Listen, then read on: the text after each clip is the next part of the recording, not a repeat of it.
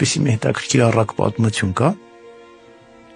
Աստված իր 100 հրեշտակներին ուղարկում է երկրի վրա մարդկանց հոգևոր պտուղները հավաքելու։ Մեկը բարի գործ է արել, ողորմություն է արել, մեկը երկիրն է շնացել, եկեղեցի է կառուցել, մեկը պարզապես ներել է մեկին, մեկը սիրել է։ Այս բոլորը հոգևոր պտուղներ են, եւ 99 հրեշտակները ճիշտ ժամանակին բոլոր պտուղները հավաքում են, բարձրանում են վեր երկինք։ 100-րդ հրեշտակը չի գտնում ոչինչ,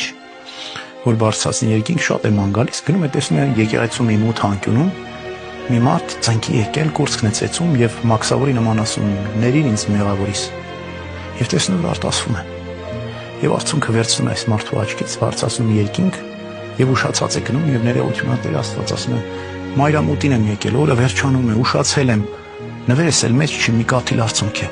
ամաչում եմ, ինչ անեմ»։ Ասում է «Չես ուշացել, երբեք մեղավորի զղջակման արտասուքը ուշացած չէ, եւ այս արտասուքը ինձ համար դրախտի ցողին է»։